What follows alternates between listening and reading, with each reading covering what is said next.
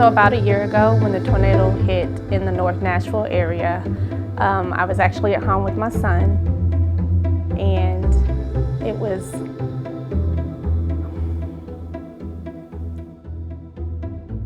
whenever I'm on call, I don't really sleep that well because I'm afraid I'll miss a call in the middle of the night. My phone goes off, I'm laying in bed.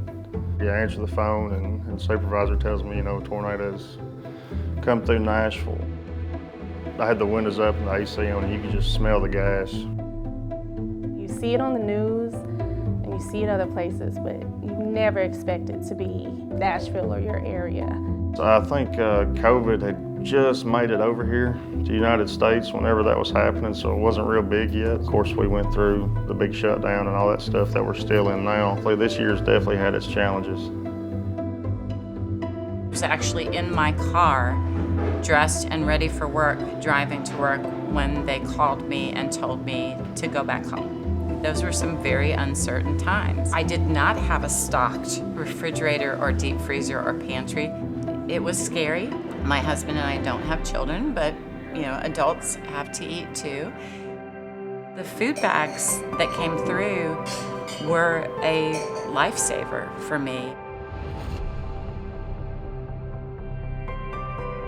Feeling like the community that you're a part of cares that you're a part of it is a really big deal. Shortly after 2020 and the Nashville tornado, COVID restrictions were put into place. Typically, we have over 800 employee hours just in the state of Tennessee every year. We were unable to volunteer any longer. After that, we were able to step in with a little bit more of a financial strategy, which truly made all the difference when we're unable to be out there volunteering as employees.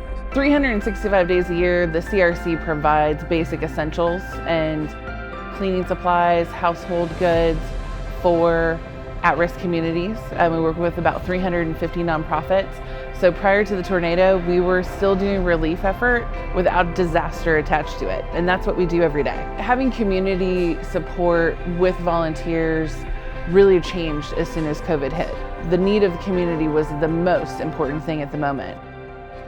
And as they were transitioning back into what would be this new normal of COVID, they really said, we're gonna financially support you.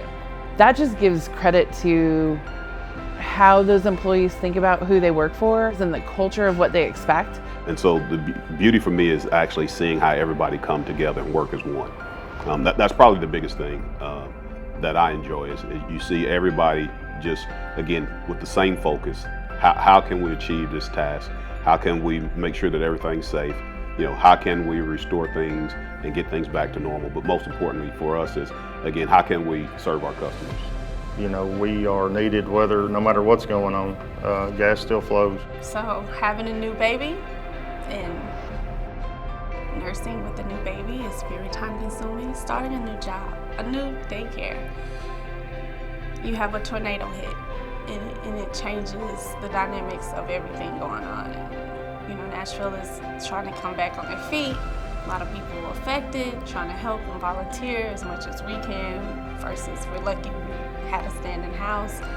And then COVID comes, so you're having to work from home and learn the new things that's gonna come about. You may not have that person training you anymore. It was a lot. I'm thankful that I have a great job, great company to work for. Yeah, I think the biggest thing that got me through for this last year was working for a company that thought about the employees. I enjoy working for a company that puts money back into their own community and tries to help their neighbor. There are some people in this world who can weather some storms by themselves, but most of us can't. Most of us need each other, and I'm very, very grateful that they were there for me. I got a family. I just wake up and I go to work and do the best I can to support my family and help the guys that I work with out. You always wish you could do more.